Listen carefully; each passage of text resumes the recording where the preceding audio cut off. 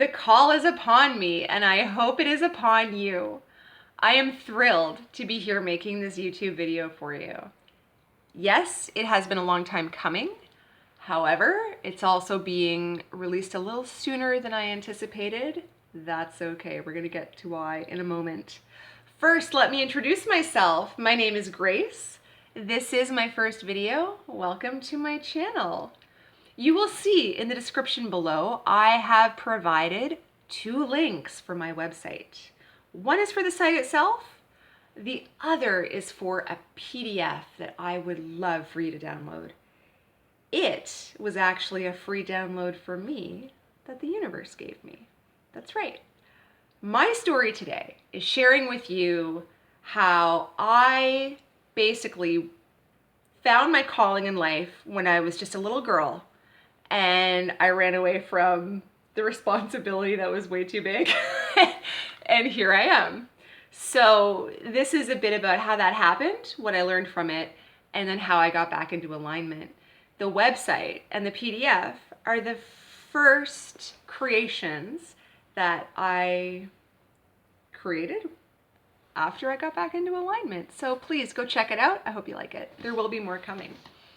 So I promised a little bit about my story, but first I need to do a shout out to another YouTube content creator because he is at fault for this coming out so early. I know he would love taking the blame for that. Ralph Smart, I am talking about you at Infinite Waters. I just need to tell you how much I appreciate you, and I know you appreciate me too. So Ralph's been putting out content for a really long time. And he's like one of those BFFs that you don't have to talk to all the time. And you don't even have to necessarily keep up with all the time. But you can pop in whenever you want, and it's just like you never missed a beat. That's Ralph, and that's his channel. Go check him out. He has been calling his YouTube followers to start making content of their own. And I heard him. So this is why it's coming out early, because it needs to come out now. I spent my whole life running from this. I've already wasted so many years. I say wasted, although technically it's turned into work anyway. Isn't that what we all do? You can't run from things sometimes. You know, you can choose to embrace who you are, or you can choose to resist who you are. I resisted. I definitely resisted. I was about 5 years old when the call first came upon me. I was born into a very difficult situation. There was a lot of trauma, and it was a big family, poverty, intergenerational, dominance, control, things like that. So it was not all happy times. Although I'm happy today, and I'm happy to be able to bring this information. Now, I want you to understand, I'm not trying to disparage anyone. This has nothing to do with, me wanting sympathy, and I certainly don't need any validation. That is not why I am here. If anything, I'm here to validate you. And if anything, I'm here to offer you some empathy. Compassion, I guess, is a better term. Yeah, compassion. I said that I ran, and it's just so true. Let me back up even a little bit further. So, being traumatized, I learned things from a very young age, and my experience of life was very different. Like, I knew depression from a very young age. Even as a little, toddler, I felt depression. And I mean, rage, all toddlers feel those things, but no, this is different. Because I felt depression as a teenager and as an adult, like bad depression. I felt that as a child. Hypervigilance is something that happens to not all traumatized people, but it happened to me. And it happened to me as an adult and as a child. There's been certain processes that I've been through during different times, based on the situations I was in and the environments I was in.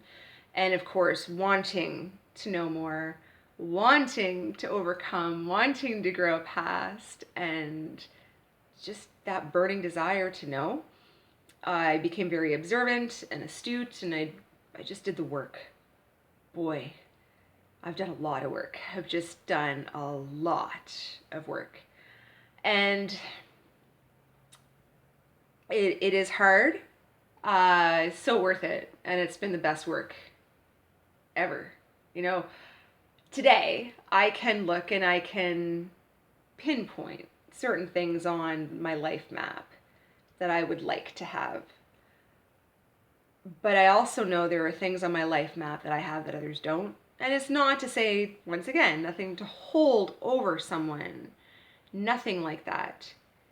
I am satisfied because my life's work is going completed now. It is getting done now. You know, we get to decide what these things are, but a lot of this has to do with who we inherently are. Some of this is going to seem a little counterintuitive, and I promise, as I go through on my content, I will make this more apparent to you. Bear with me with this one. So, I have a lot of memories from when I was very young, like 1 year, 2 years, 3 years. Not everybody has a lot of memories. I attribute this to the hypervigilance. That's why I brought it up. So once again, just how A happened to B happened to C. So I've always had these memories, you know, and it's just always been there with me. It's normal for me. No whoop. We were raised very, very strictly. We were Roman Catholic. And for any of you guys who know anything about that culture, if you recognize the phrase or term Vatican II, Vatican II would have been too progressive for my family. I mean, I am still in my 30s today. So when I was born in the 80s, Vatican II was still too progressive. That's how strict it was. Once again, no disparagement, A to B to C. I understood from a very young age, truth meant different things to different people. I remember asking things like, well, why do we use cars when they poison the environment? That doesn't make sense. I was a very logical child. No power at all. We still use cars today. So, but that, you know, those are the kind of things that I remember and shaped me. So it's like, oh, okay, well, I guess that's just what we do. So we also did religion, and we did it our way. And then when we went to church, we did it a different way. And then when we went to school, we didn't do it at all. And when we went to people's houses, it was way different. Like, everything was just so different. So it wasn't just trauma. My entire reality was completely destabilized, even at that young age, because there was nowhere that I could go to make sense of anything. Every time, like, the last place I left had just filled my head with this idea. And of course, you're a child and you're a sponge and you want to learn and grow. That's your purpose. So I go to the next place and I start to let it out, and oh, it's the wrong thing. So I have to squish it back in, and I stopped growing. I stopped growing, I stopped exploring, I stopped doing anything. Except bad things, I guess. I don't know, whatever. So that is how I learned what a paradigm is. I also learned about power and how I didn't have any and how people didn't like to share. And I also learned that adults are unfair. I also learned that the people in charge, well, for them, they get to do whatever they want, but for you, it's not like that. And of course, when you're a child, you're given rationalizations like, well, you're a child, so you can't make those decisions, even though the decisions I could see that were being made and I was talking about, they should have been made, you know. I wasn't talking about eating ice cream for dinner, for example, you know, or something unhealthy. In fact, what I learned, it was the opposite. I learned that the adults did whatever they wanted. So I didn't even learn that adults were responsible, because that's what the adults around me were trying to teach me. that adults are able to make decisions because they're adults and they act responsibly, so they're the ones that make the decisions. No, because the adults around me back then weren't making responsible decisions, and the adults today around me now aren't making responsible decisions.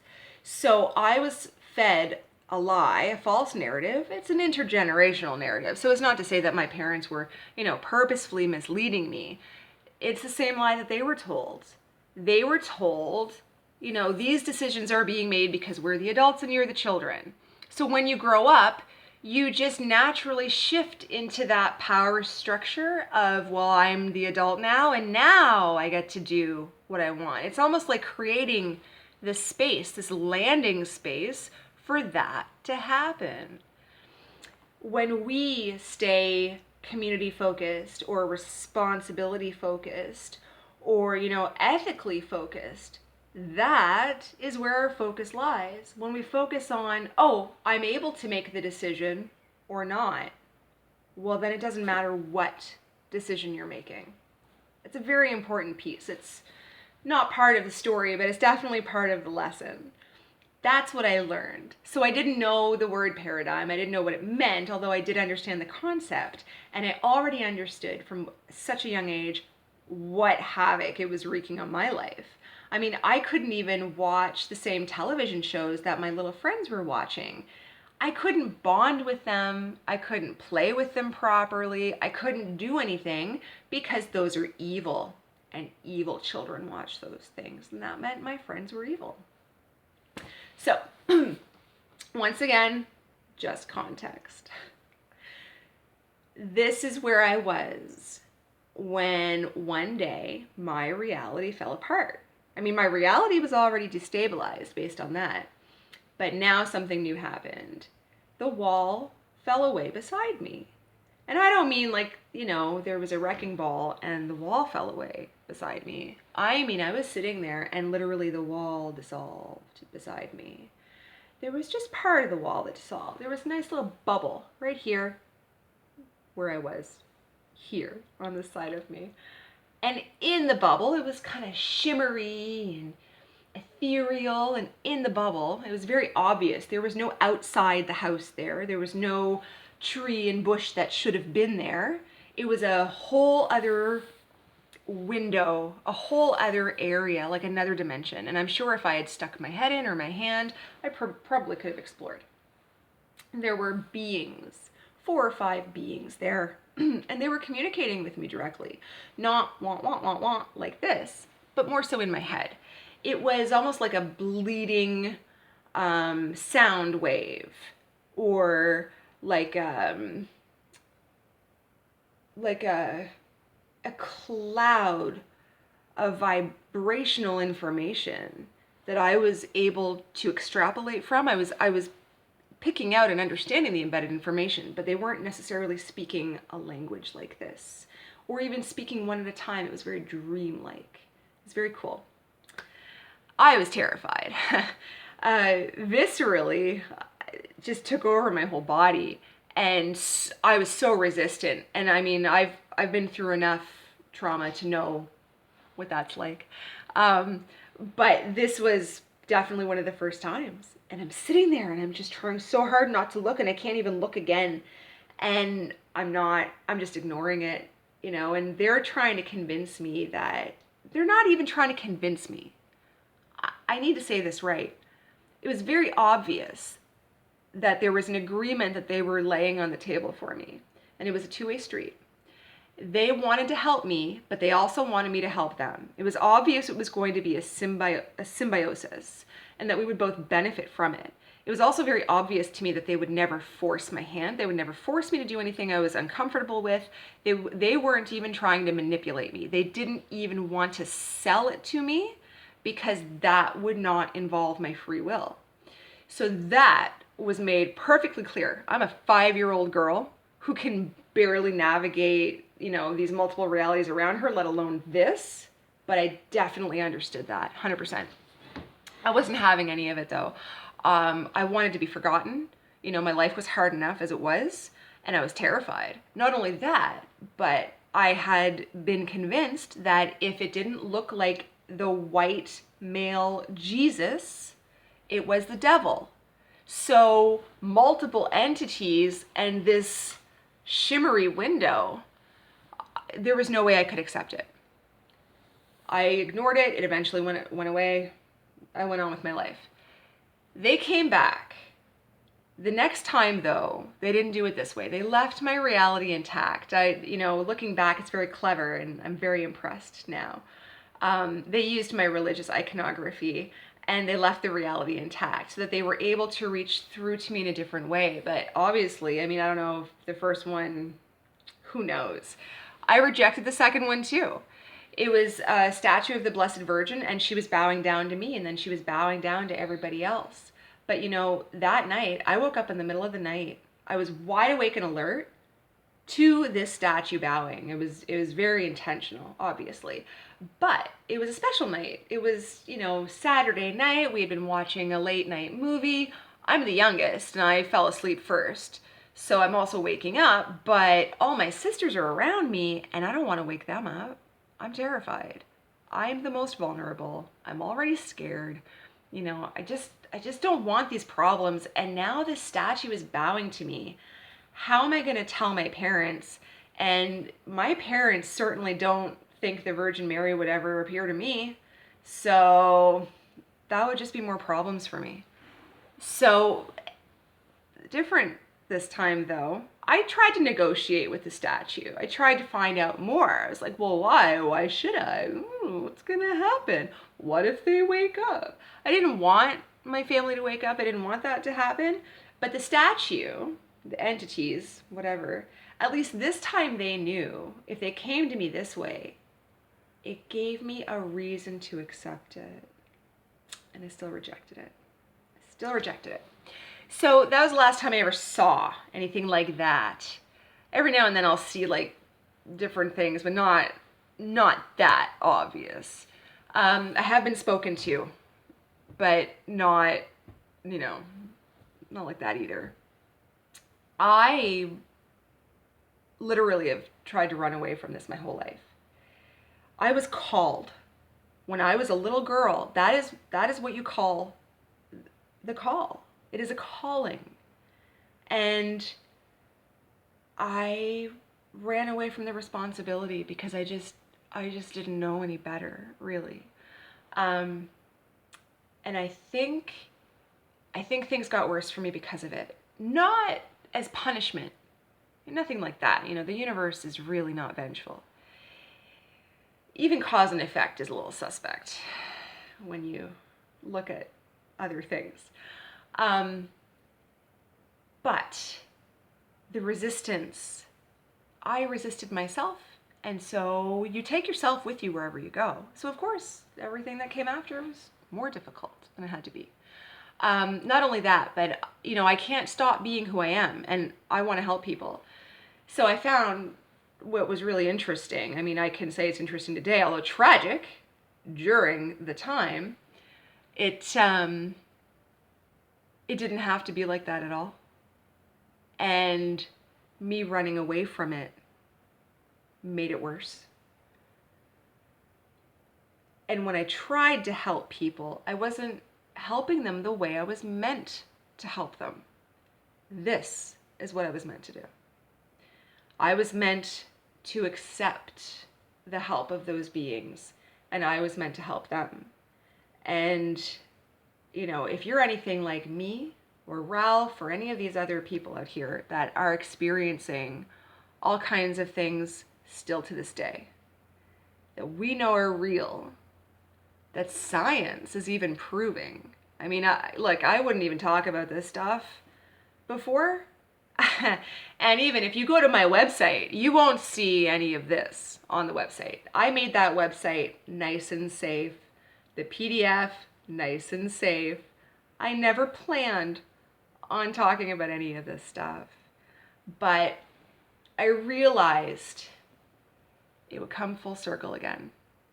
If I am meant to share this, and if I already had so many problems from resisting it, what am I doing this time? I'm releasing material to help people without fully embracing who I am. which is exactly what I did every other time that I had all those problems. So, Ralph, thank you. And also, you can take all the blame for this one. You know, too often we just think that we don't have enough to give and that we don't matter. And it disempowers us in more than one way. Obviously, it brings us down a peg. It makes us more vulnerable. It can even make us resentful, and it puts us in a negative space when we don't want to come from a place of lack. We want to come from a place of abundance. When we look at what could be, when we look at how much we have to offer, we always forget that there's someone else out there that could be looking at us like we have everything that they've ever wanted.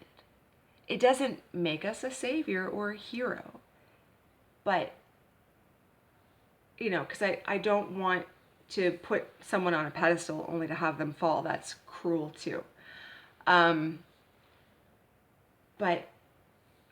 from the kind of person that I feel I am, or at least I try to be, when I think about it from that perspective, it's easy to say like, oh, I'm not good enough. You can find someone better. That's easy. Why don't you flip it? And why don't you say, what if I had exactly what that person was looking for and I couldn't be bothered to even try to give it to them? We don't ever know someone else's story until they share it. I've shared just a tiny snippet of mine, and it's the weirdest part of it that I never thought I would share with anyone. But I shared it with you because of everything that's been going on. My desire to coach people didn't start this way. I went on to become a victim as an adult. So I went through some violent relationships where I was severely, severely abused, and it took years to recover from. I didn't think I would recover from it. I'm lucky to be alive. I'm lucky to have my sanity. I'm lucky to be happy, and I'm lucky to be whole. Not only that, I can tell you, having gone through it more than once, twice, 3 times, to recover more than once and then go back into it again, it can happen again, obviously. But what I noticed is that I am less damaged than ever before. Damaged. I don't even think I can become damaged. That's how I feel now. As you get older, you're supposed to look older and feel weaker and, whatever. That's totally not my experience. It's the opposite. I get healthier as I get older. I get more resilient the more challenges and struggles that I have to go through. And I don't even see it that way anymore. And it's led me to a really beautiful life. So share your story, even if it's weird. And, I thought I was going to be sharing my struggle of domestic violence. And I thought I was going to be sharing my struggle of overcoming, power hierarchies and dominance hierarchies. But it isn't at all. My greatest achievement is mastering myself. And it will be yours too. So